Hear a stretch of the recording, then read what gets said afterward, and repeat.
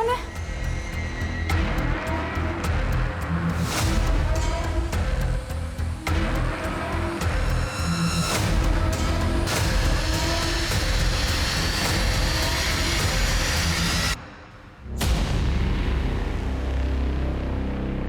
बहुत डर लगता है आपको? नहीं, तो प्रॉब्लम क्या है? डिप्रेशन। मर जाने को दिल करता है। लाइफ की ये टेंशन मुझे बर्दाश्त नहीं हो रही है। आपके अंदर काफी कुछ दबा हुआ है जो आपको बाहर लाना होगा। मैं आपकी मदद करूंगा, जज भी नहीं करूंगा आपको। अरे बाबा, झगड़ा नहीं करूंगा। अच्छा तुम बैठो। अब बताओ क्या प्रॉब्लम है? दोपहर में मैं जब घर ठीक कर रही थी तो मुझे ऐसा लगा कि यहाँ कोई है। इस घर में आने जाने के दो रास्ते हैं, एक बाहर की तरफ खुलता है और एक गार्डन की तरफ। और जैसा तुमने बताया कि दोनों दरवाजे बंद थे, इस शहर में नहीं, इस घर में भी तुम अकेली, सिर्फ तुम्हारा वहम होगा। एक काम करते हैं, तुम्हें चेयर अप करने के लिए एक पार्टी करते हैं।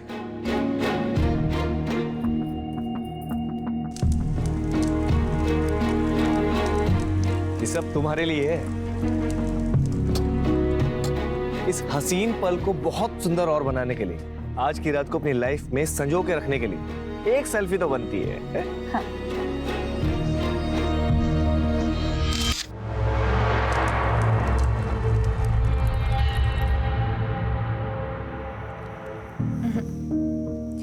आप जानते हैं ना, मैं शराब नहीं पीती। प्लीज मेरे लिए, सिर्फ आपके लिए। चीयर्स। चीयर्स।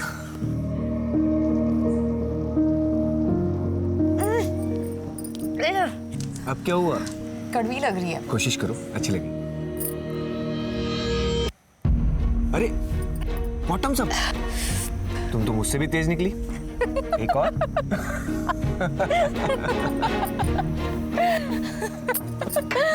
आप मुझे दो दो क्यों दिखाई दे रहे?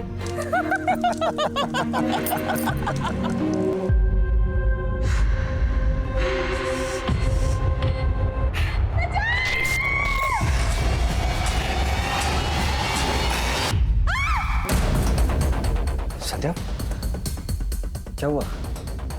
सब ठीक तो है ना? यहाँ कुछ तो है। मतलब इस घर में कुछ तो गड़बड़ है। मुझे बहुत डर लग रहा है। ये सब तुम्हारा वहम है, कुछ भी नहीं है। देखो नहीं नहीं, कुछ है यहाँ पे, कुछ तो है। अच्छा अच्छा ठीक है, मैं हूं ना तुम्हारे पास। तुम सो जाओ, सो जाओ।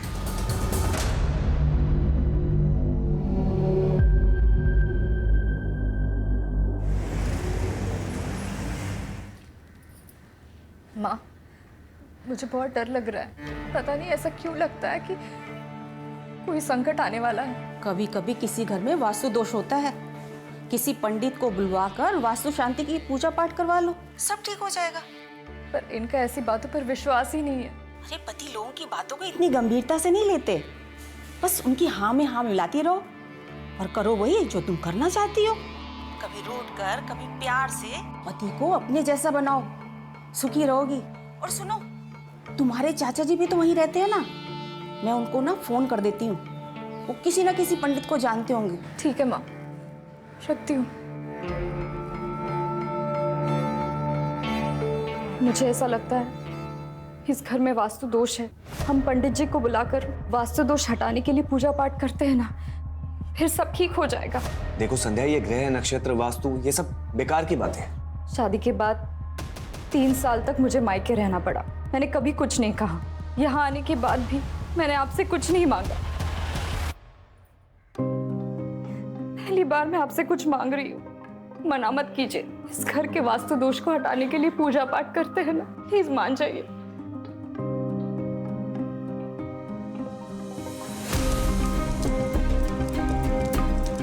ओम भू स्वाहा तत्सवितुर्वरेण्यं भवे सर्वार्थ साधिके शरण।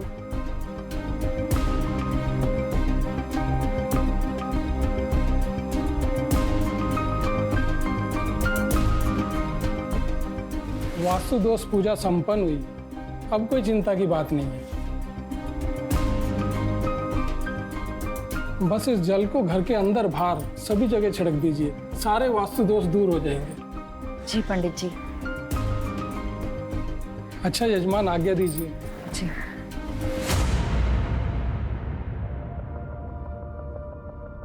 सुनिए, ये आपका टिफिन। संध्या, लेट हो रहा ऑलरेडी।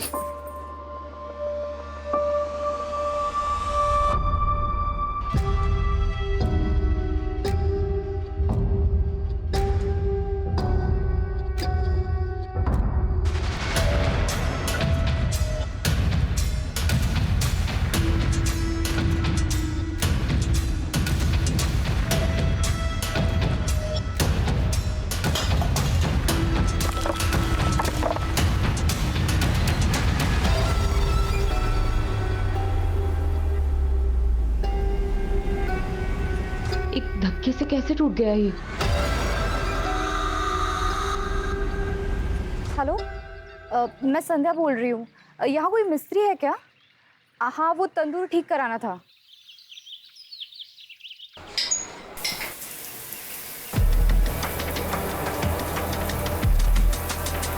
तुलिका, टॉवल देना।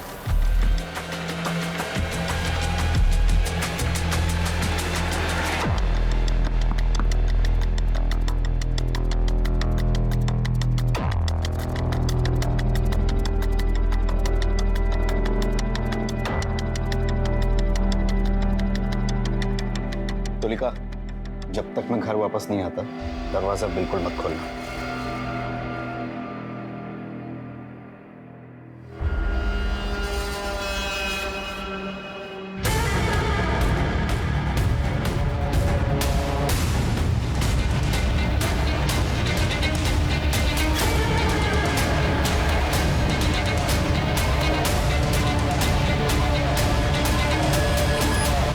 तुलिका, अब तो मैरिड लाइफ कैसी चल रही है?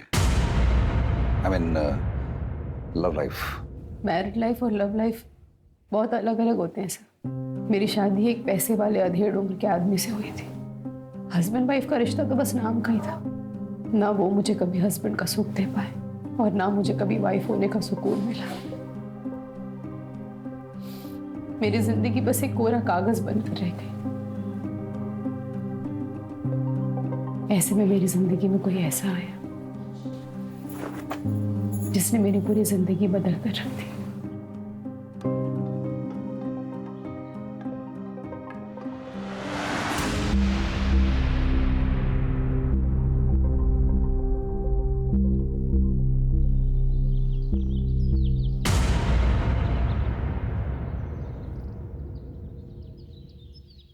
ऐसे क्या देख रहे हो?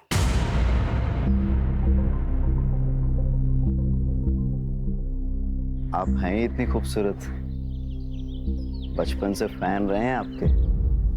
लगता है आपने हमें पहचाना नहीं। रजत? बाप रे, कितने बड़े हो गए तुम। अरे वाह, मुझे तो नाश्ते पे किसी ने बुलाया ही नहीं। तुम कोई मेहमान हो क्या? फैमिली मेंबर हो। हक से बैठो और हक से खाओ। अरे वाह, आपके हाथ के बने खाने का स्वाद तो पूरी दुनिया में कहीं नहीं मिल सकता। ये कर दो, ये कर दो, ये कर दो।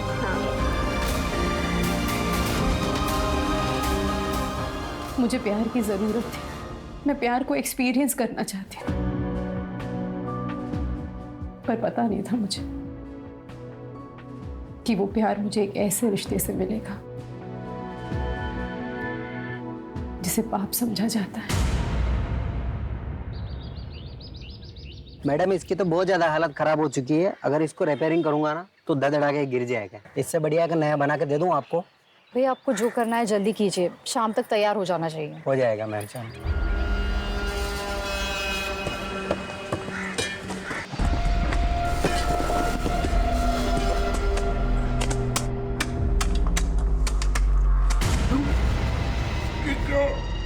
मैडम को बुला ले।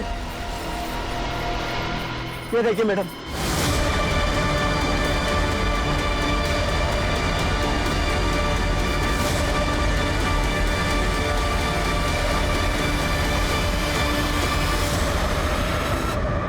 देखने में तो लाश 8-9 महीने पुरानी लग रही है। सर लाश तो आधी से ज्यादा डिकम्पोज हो चुकी है। कौन रहता है इस मकान में? मेरा नाम है श्याम श्रीवास्तव। ये आप ही का मकान है? नहीं सर, हम तो किराए पे रहते हैं सर। इसके मालिक तो बगड़िया जी है। मैंने उन्हें फोन किया, वो आती होंगे। कब से रह रहे हैं किराए पे यहाँ?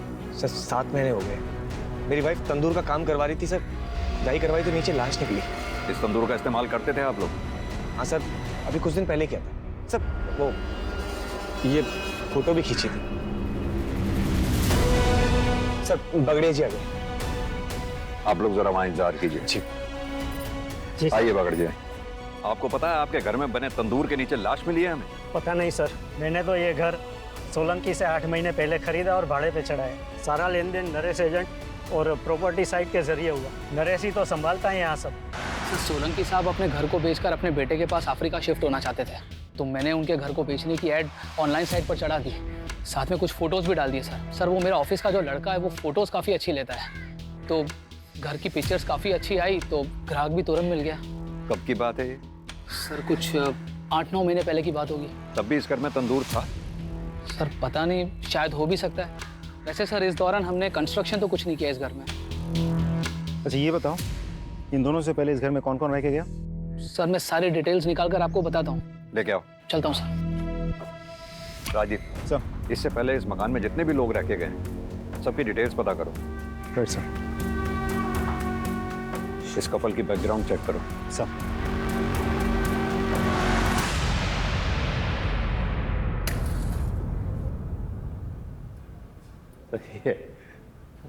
अरे वाह, शादी के 3 साल होने के बाद भी इतना प्यार कैसे कर लेते हैं? अरे भाई करना ही पड़ता है। पत्नी से प्यार नहीं करेंगे तो घर गृहस्थी का पंचनामा बनवाना है क्या? और इनसे प्यार करने के अलावा हमारे पास कोई और रास्ता है क्या? अरे अरे भाई जरा संभल के। आपको पता है ना, आप हमारी मासी के बारे में बात कर रहे हैं। चांद निकल आया। हाँ चलो चांद निकल आया। आओ। हर शादी प्यार के भरोसे पर नहीं चलती, कुछ शादियां मजबूरी की वजह से चलती रहती हैं। अगर आपकी शादी में सब कुछ ठीक ठाक था तो ऐसी कौन सी मजबूरी थी जो आपको परेशान कर रही थी? मजबूरी नहीं सर, ज़रूरत। मेरे पति का पहला और आखिरी प्यार उनका बिजनेस और पैसा ही है। मेरी ज़रूरतों का तो उन्होंने कभी ख्याल ही नहीं रखा। अपनी इच्छाओं को दबाने के लिए रोज रात को ठंडे पानी से नहाना पड़ता था सर। और ऐसे ही एक रात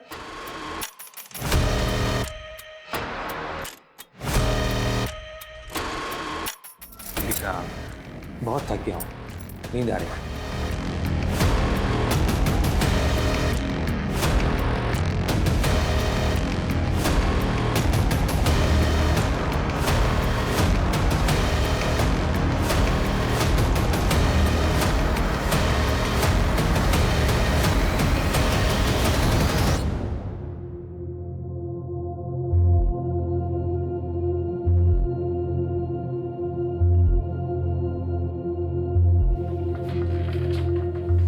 सुनिए, आप इतनी रात को नहा धोकर? तुम नहीं समझोगे। पढ़े लिखे हैं हम, सब समझते हैं और आपकी तकलीफ भी समझते हैं, लेकिन आप फिक्र मत कीजिए, हम हैं ना।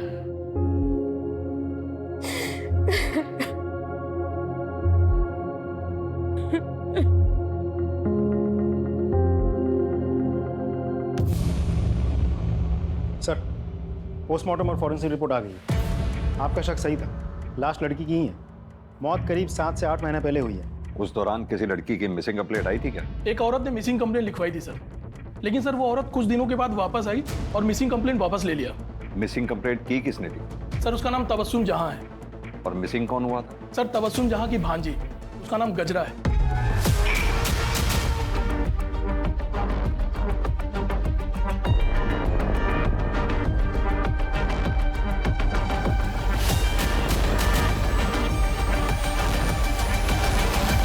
तबस्सुम का पता निकालो और उसे पूछताछ करो। लेकिन सर जो तबस्सुम जहां का एड्रेस है वो रेड लाइट एरिया का है सर।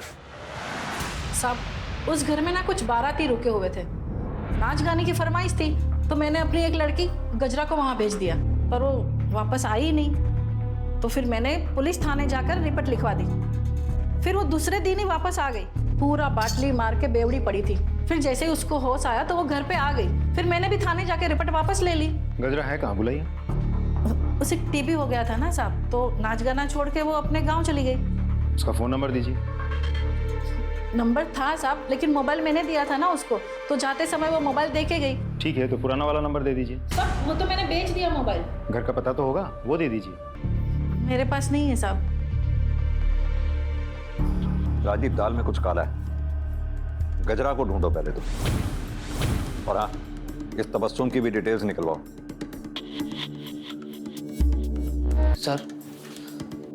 सर वो लाश वाले घर में जो लोग भी रहते थे उन सभी की इंफॉर्मेशन निकाली है सर मैंने। सर सबसे पहले उस घर में किराएदार के तौर पर ये रजत जी और उसकी विधवा बहन तन्वी आई थी सर। उसके बाद ये घर हमने बगाड़िया जी को भेज दिया सर। और सर कुछ समय के लिए हमने पवन कौल साहब को भी ये घर किराए पे दिया था।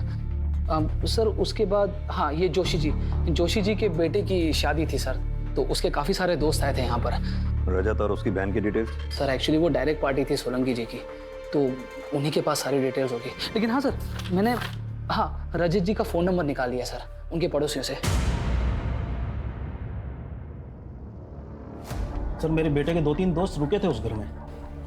एक तो अमेरिका में उसके साथ ही काम करता है, और दूसरा जर्मनी में है, और तीसरा शायद मुंबई में कहीं काम करता है। क्या आपको मालूम है उस दौरान आपके बेटे के दोस्तों ने रात में रेड लाइट एरिया से किसी नाचने वाली को घर बुलाया? उन्होंने तो नहीं बताया था, लेकिन हमें पता चला था सर कि वो लड़की की जो मौसी है ना, उसने जब पुलिस कंप्लेंट की तब बहुत डांटा था मैंने उसे। बाद में उन लोगों ने माफ़ी भी मांग ली थी और लड़की भी मिल गई थी। केस रफा दफा हो गया था और हमने भी बात को दबा दिया था। उन सभी बच्चों की डिटेल्स इन्हें लिखवा दीजिए। जी अजय। क्या लगता है सर, ये केस हम सॉल्व कैसे करेंगे? लाश की शिनाख्त भी तो नहीं हो पा रही है। वही तो राजदीप, केस उलझता ही जा रहा है। ना तो हमारे हाथ में कोई ठोस सबूत है, ना ही कोई ठोस सुराग। एक काम करो, ये पवन कौल को पूछताछ के लिए बुलाओ। इनफैक्ट पवन कौल ही क्यों, इस घर से जुड़े सभी लोगों से अच्छे से पूछताछ करो। आई एम श्योर कच्चा ही सही पर एक धागा हमारे हाथ जरूर लगेगा। फिर लाश की शिनाख्त भी होगी और कातिल भी पकड़ा जाएगा।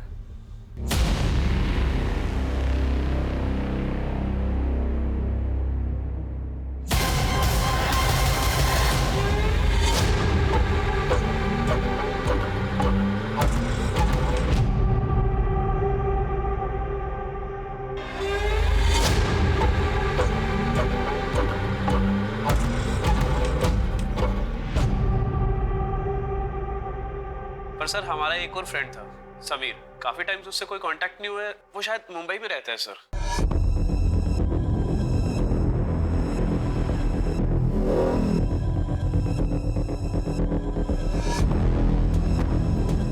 कौन से कॉलेज में पढ़े हो आप लोग? Sir city college sir. City college से समीर का एड्रेस लो और समीर की सारी डिटेल्स निकालो।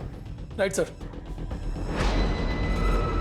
फंक्शन के दौरान जिस घर में तुम्हारे दोस्त रुके थे, उस घर में बने तंदूर के बारे में कुछ जानते हो? नहीं सर, हम तो ऑल द टाइम हॉल में ही थे, वहां जाने की कोई नीड ही नहीं पड़ी सर हमें। जरूरत पड़ी तो फिर बात करेंगे तुम्हारे साथ। सर शाम के बारे में सारी इन्फॉर्मेशन निकाल ली।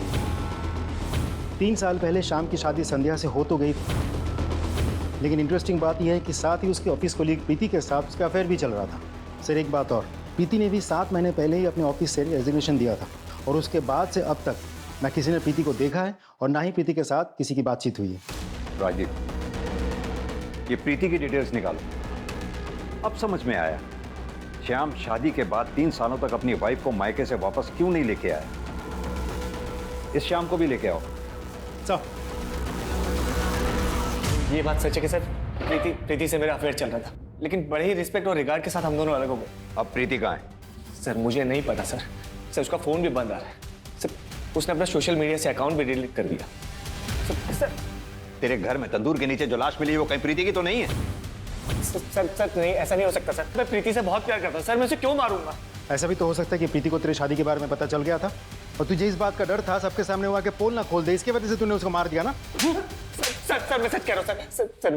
मैंने कुछ नहीं किया सर इसके फोन से प्रीति की फोटोग्राफ्स लो, उसका नंबर लो और उसे कांटेक्ट करो। फोन दे। सर, नंबर तो डज नॉट एग्जिस्ट बता रहा है। प्रीति का फोन बंद होने से पहले कहाँ पे एक्टिव था, उसकी लास्ट लोकेशन पता करो, उसकी कॉल डिटेल रिकॉर्ड्स भी निकालो, प्रीति के ऑफिस के रिकॉर्ड से उसका परमानेंट एड्रेस भी पता करो। सर फोन कॉल आया है। बुलाओ उन्हें। जी सर।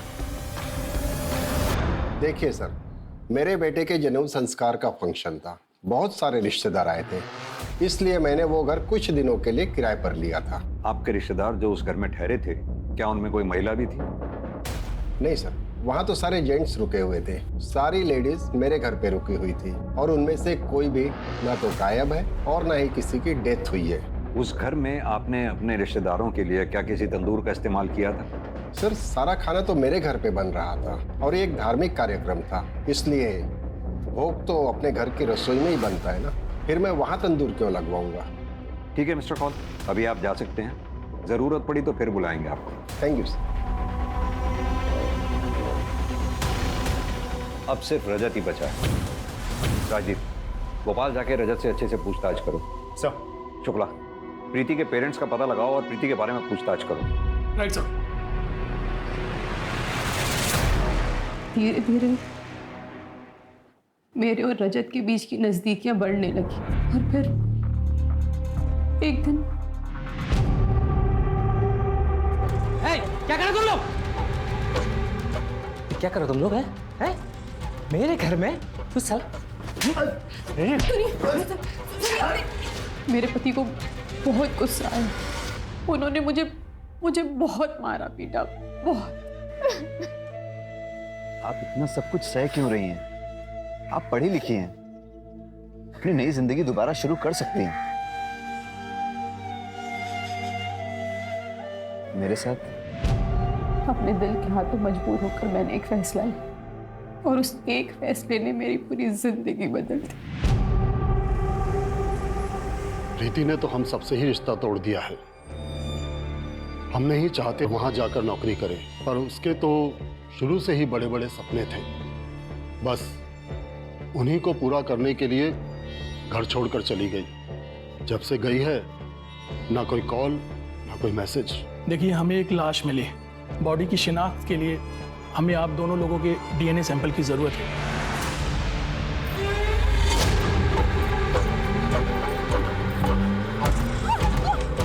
तुम कहां तक भागेगी मुझसे? हैं? मुझे धोखा देती है।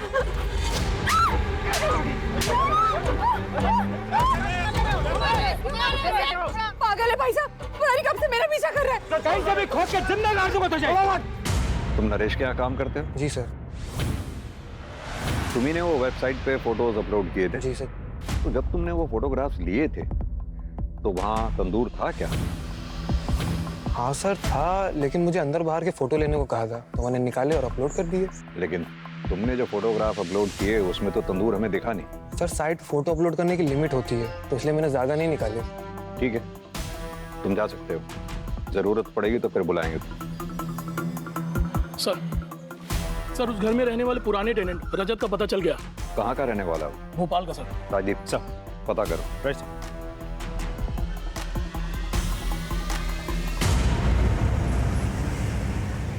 हाँ सर, हम वहीं पे रहते थे अपनी बहन के साथ। आपका नाम? तन्वी। और वहाँ का तंदूर भी कभी कभी इस्तेमाल करते थे। लेकिन आप ये सब क्यों पूछ रहे हैं? क्योंकि आपके पुराने घर के तंदूर के नीचे से हम ये लाश मिली है। क्या सर? लेकिन हम जब रहते थे तब ये तंदूर का शेप ऐसा नहीं था। क्या ये वही तंदूर नहीं है? Are you sure? 100% सर।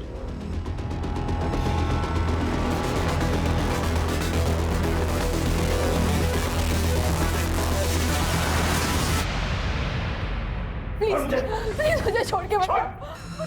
मुझे माफ कर दो, मुझे नफरत हो गई मुझे तुमसे, नफरत।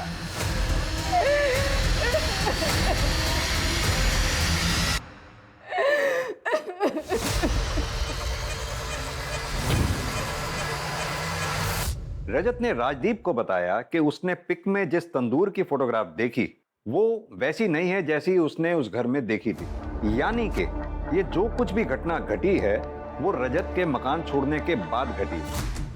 उस एरिया के आसपास जितनी भी बिल्डिंग मटेरियल शॉप्स हैं वहां पता करो कि पिछले 7-8 महीनों में ये हमारी सस्पेक्ट्स लिस्ट में से क्या कोई ऐसा है जिसने तंदूर बनाने जैसा सामान, सरिया, चूना, सीमेंट इत्यादि, और सबसे इंपॉर्टेंट जीटी ब्रांड की ईंटें जो हमें मौकाए वारदात से मिली थी, खरीदी हैं। हर एरिया में एक वॉचमैन होता है।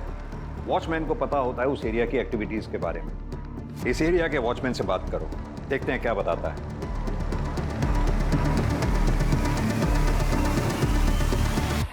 अरे भाई साहब, बोलिए। मैं इस एरिया में एक घर लेने की सोच रहा हूँ, तो थोड़ी सी जानकारी चाहिए। सर जानकारी बिना दक्षिणा के दूंगा तो जानकारी का अपमान हो जाएगा। बात तो आप सही कह रहे हैं। तो ऐसा करते हैं, अब बात करें? हाँ हाँ साहब, अब तो बात हो सकती है। मैंने इस एरिया में एक घर देख रखा है, लेकिन सुना है कि उसके पड़ोस वाले घर में कुछ भूत का चक्कर है। अरे सर, आप बात तो सही कह रहे हैं, लेकिन भूत कुछ नहीं होते। लेकिन हाँ, उस घर में ना खेल बहुत होते थे। वो एजेंट नरेश है ना, उसी के हाथ में था भाड़े से ये घर। जब कोई भाड़े वाला रहने को नहीं आता है तो नरेश क्या करता है कि कुछ लड़कियों को लेके उधर आता है। अच्छा, एक बात बताओ, नरेश ने उस घर के गार्डन में कभी कंस्ट्रक्शन का कोई काम करवाया था? वो एक नंबर का कंजूस है, एक दमड़ी नहीं खर्च करता है। लेकिन हाँ, जब लड़की की बात आती है ना तो उसकी जेब से धड़ाधड़ नोट निकलते हैं। अच्छा। हाँ। मैंने क्या किया सर? मैंने कुछ नहीं किया सर। मैं सब बताता हूँ सर, मैं सब बताता हूँ सर, सब बताता हूँ सर। राजदीप,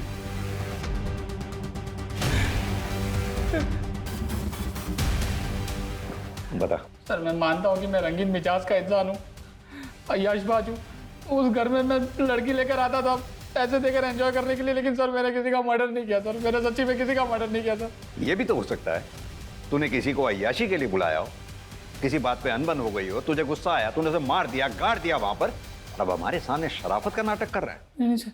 राजदीप सर, इसकी सारी हिस्ट्री और ज्योग्राफी निकालो। सर मेरा यकीन मानिए सर, मैंने कुछ नहीं किया। मैंने कुछ नहीं किया सर। मैं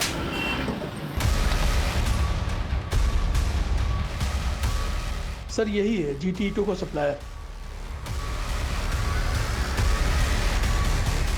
हाँ सर, क्या चाहिए आपको? पिछले 8-9 महीनों में आपकी दुकान से किस किस ने कंस्ट्रक्शन मटेरियल खरीदा है, जैसे कि इस तरह की ईंटें? सर हमारे पास हर खरीद का रिकॉर्ड रहता है। मैं जितने जल्दी हो सके आपको सब डिटेल पहुंचा दूंगा। ठीक, thank you.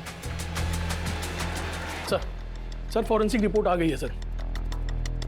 Sir dead body की उंगलियों में कुछ बाल फंसे हुए थे सर, लेकिन उन बालों का डीएनए डेड बॉडी के साथ मैच नहीं कर रहा सर। वो बाल जरूर उस कातिल के होंगे। एक काम करो, नाखून से मिले बालों का डीएनए हमारे केस से जुड़े सारे सस्पेक्ट्स के डीएनए से मैच करके देखो, जरूर उस कातिल के होंगे। और वो रेड लाइट एरिया वाले खबरी के बारे में कुछ पता चला? सर वो अभी मुंबई गया हुआ, आज शाम को वापस आएगा सर। ठीक है सर। बताओ अब्दुल, क्या खबर है? गजरा वापस तो नहीं आई थी, पर पता नहीं तबस्सुम सबसे कहती फिर रही थी गजरा वापस आ गई। सुनने में ये भी आया है तबस्सुम ने गजरा का सच छुपाने के लिए काफी मोटी रकम ली है। हाँ साहब, ये बात सच है कि जोशी ने मुझे बहुत सारे पैसे दिए गजरा का केस वापस लेने के लिए। ये भी झूठ बुलवाया कि उसे टीबी हुआ है और वो वापस अपने गांव लौट गई है। ये सब उन लड़कों की वजह से हुआ है। खानदान के नाम पर कालिक पुत जाती, इसलिए हमने तबस्सुम को लाखों देकर उसका मुंह बंद करवाया। हुआ क्या था? वो बैचलर्स पार्टी के अगले दिन जब मेरा बेटा और उसके दोस्त जागे, उन्होंने देखा कि ना तो वहां पे गजरा थी और ना ही समीर था। समीर गजरा को लेकर भाग गया था सर। दोनों मेरे बेटे और उसके दोस्तों के वॉलेट और सारे वैल्यूएबल्स लेकर भाग गए थे सर। पुलिस कंप्लेंट क्यों नहीं लिख पाई थी तुम? अगर पुलिस कंप्लेंट हो जाती तो मेरे बेटे का रिश्ता नहीं टूट जाता और ग्रीन कार्ड बनने ही वाला था उसका। हमारी तो सारी मेहनत बेकार हो जाती है सर। क्या चाहते हैं आप मिस्टर जोशी? आपकी कहानी पे विश्वास करें? यह भी तो हो सकता है ना कि गजरा को आपके बेटे और उसके दोस्तों ने मिलकर मार दिया और फिर वहां गाड़ दिया हो और अपने पैसे के बल पर तबस्सुम का मुंह बंद करवा दिया, और फिर आपने कहा बच्चे विदेश चले गए। क्योंकि आप अच्छी तरह से जानते हम अपने तरीके से उन्हें इंटेरोगेट करना चाहे तो उन्हें इंडिया बुलाना मुश्किल है। क्या खूब कहानी बनाई है आपने। राजदीप सर, इनसे अपने तरीके से पूछताछ करो और इनके बेटे और उसके दोस्तों को इंडिया बुलाने की व्यवस्था करो। अब मैं इन सेशंस के लिए नहीं आ पाऊंगी। क्यों? वो मेरा पति, वो मेरी जान का दुश्मन बना हुआ है। मुझे तो लगता है जैसे वो मुझे जान से ही मार डालेगा, इसलिए आप कुछ दिन में घर से ही नहीं निकलोगे। तो आप पुलिस की हेल्प लीजिए ना। पुलिस के पास जाऊंगी तो दुनिया भर को सब कुछ पता चल जाएगा, सब मेरा मजाक उड़ाने लगेंगे और ये सब मैं बर्दाश्त नहीं कर पाऊंगी। एक काम कीजिए, आप ये रखिए, इसमें मेरा नंबर है, अगर आपको मेरी कोई जरूरत लगे तब जरूर कॉल कीजिए। Thank you.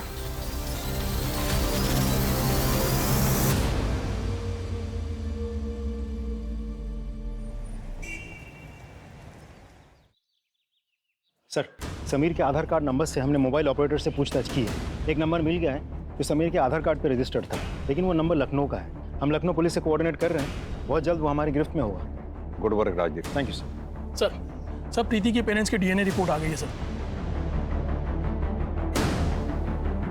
प्रीति के पेरेंट्स का डीएनए लाश के डीएनए से मैच नहीं हो रहा है। इसका मतलब ये लाश प्रीति की नहीं है। सर, इसका मतलब तो ये भी होता है कि श्याम कल्प्रिट है ही नहीं।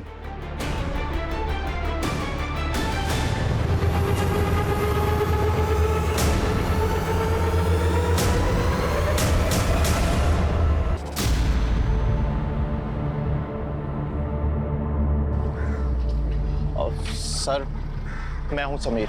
आप लोग मुझे ही ढूंढ रहे थे और ये है गजरा। गजरा, उस रात तुम्हारे साथ क्या हुआ था? सर, उस रात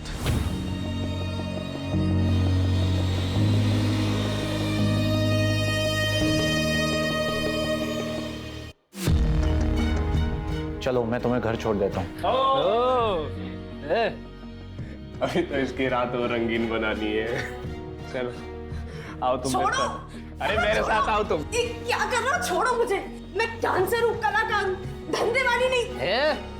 अच्छे पैसे मिलेंगे तुझे। उसकी बात समझ नहीं आ रही है, वो मना कर रही है ना। छोड़ छोड़ उसे। तुमने मुझे आज बचा लिया है, पर जिंदगी भर तो नहीं बचा पाओगे ना। आज तुम्हें बचाया है, ऐसे हर बार बचाऊंगा। मैंने सभी से रिश्ते नाते तोड़ दिए और हमने एक नई जिंदगी की शुरुआत की। हम ये कैसे मान लें कि यही गजरा है? कोई आईडी वगैरह है आपकी?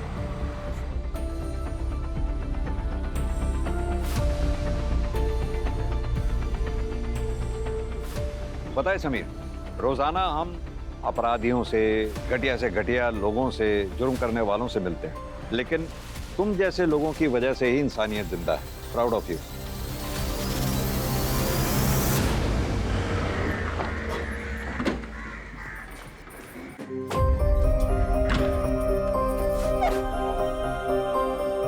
संध्या जी, आपके घर में जो लाश मिली थी वो प्रीति की नहीं है, और उस लाश के साथ आपके पति का कोई कनेक्शन नहीं है। आपके पति निर्दोष है।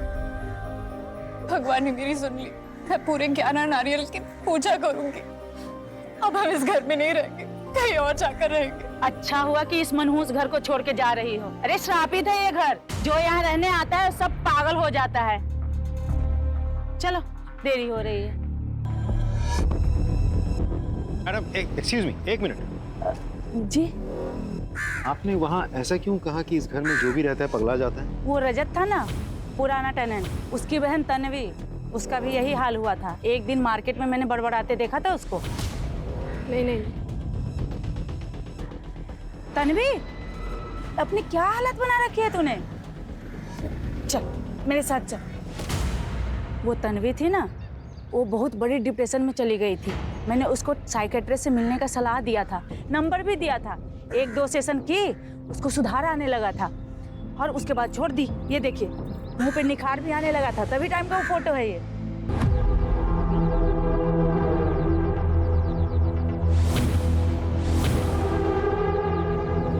सर, मैं भोपाल में जिस तन्वी से मिला था और यहाँ जो तन्वी रहती है, दोनों में बहुत फर्क है सर। मैं आपको पिक दिखाता हूँ। ये देखिए सर, ये है असली तन्वी।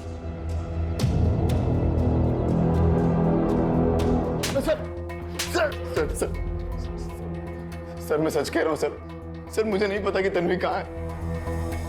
मुझे लगा आप लोग मुझ पर शक करेंगे, इसलिए मैंने अपनी गर्लफ्रेंड को तन्वी बनाकर पेश कर दिया। तुझे कैसे नहीं पता कि तेरी बहन तन्वी कहाँ है? बोल।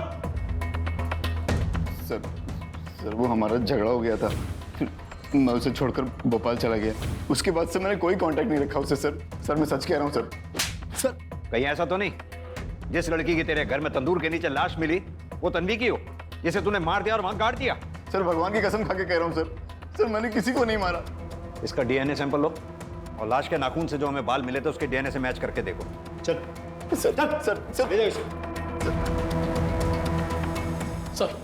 सर साइकेट्रिस्ट विनीत आए जो तन्वी का इलाज कर रहे थे।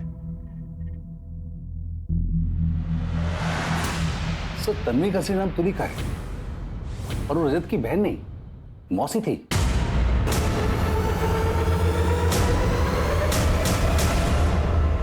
सर तुलिका को ये डर लग रहा था कि उसका हस्बैंड कहीं उसको मार न डाले, और हमारे लास्ट सेशन में तो वो ये भी कह रही थी कि वो कई दिनों तक घर से बाहर निकलेगी नहीं। मेरा पति वो मेरी जान का दुश्मन बना हुआ है, इसलिए आप कुछ दिन में घर से ही नहीं निकलूंगी। एक्चुअली डर के मारे उसकी हालत काफी खराब हो रही थी। ठीक है डॉक्टर साहब, आप जा सकते हैं। Thank you.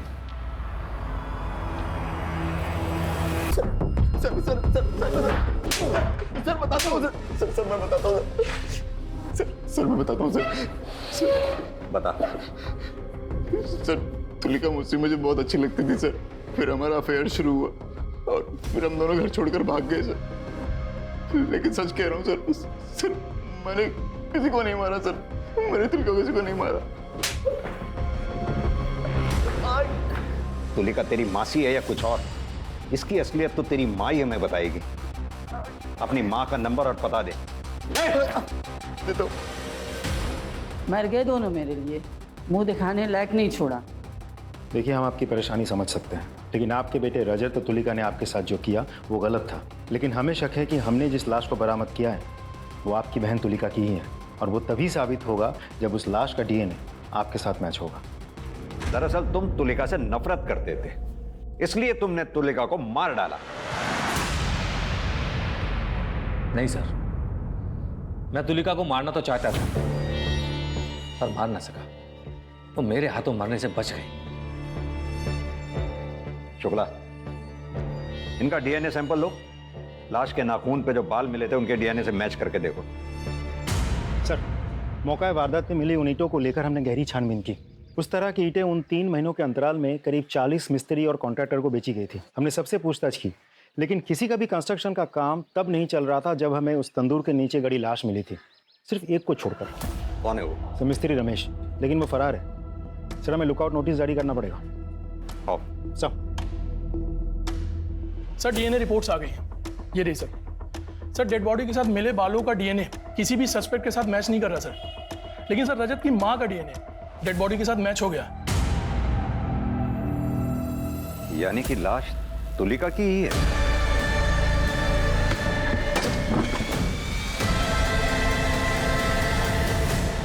ये तुलिका के कॉल डिटेल रिकॉर्ड्स निकलवाओ। Right sir. सर मिस्त्री रमेश के बारे में पता चल गया, दीवार में कहीं छुपा बैठा है। ले आओ सर।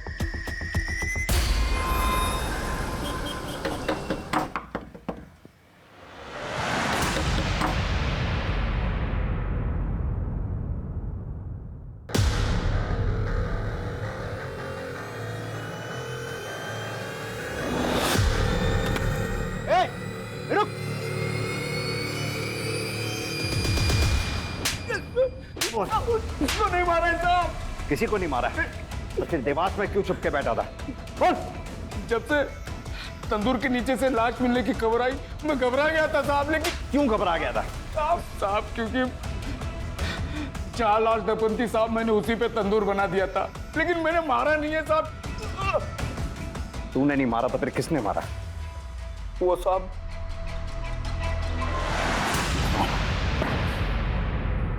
मैंने कोई मर्डर नहीं किया है। 3 बातें तुम्हारे खिलाफ इशारा कर रही। पहला, हमारे पास तुम्हारे मोबाइल लोकेशन रिपोर्ट जो साबित करती है इस बात को कि तुलिका के मर्डर के समय तुम वहीं थे। दूसरा, मिस्त्री रमेश का बयान जिसे तुमने तुलिका की लाश गाड़ के ऊपर तंदूर बनाने को कहा। तीसरी बात, तुलिका के नाखूनों से मिले बाल का डीएनए तुम्हारे डीएनए से मैच हो गया। रिपोर्ट आई जाएगी, तुम्हें बताना ही पड़ेगा सब कुछ अपने बारे में। तो अब तुम खुद बताओगे या हम अपने तरीके से पता करें डॉक्टर विनीत? बताता हूं। तुलिका ने मुझे कॉल किया था, मैं उसके घर गया था। ये सब मेरे साथ क्या हो गया? चलो।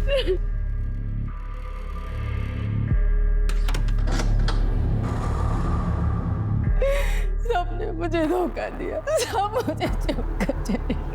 मैं बिल्कुल अकेली हो गई हूँ। तुम ऐसा क्यों कह रही हो कि तुम अकेली रह गई? मैं हूं ना तुम्हारे साथ।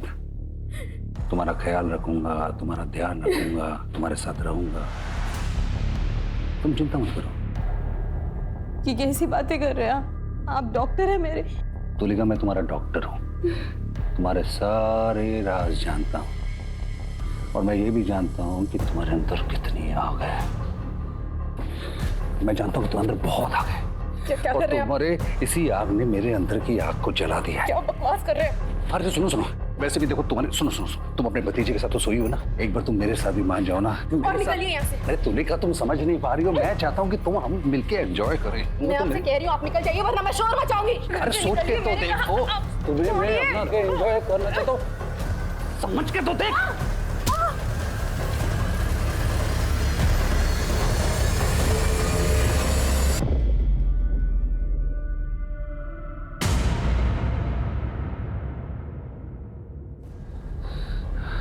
रमेश, डॉक्टर विनीत बोल रहा हूँ। उसके बाद मैंने रमेश को बुलाया, तंदूर तोड़वा के मैंने उसी के नीचे तुलिका की लाश गड़वा दी।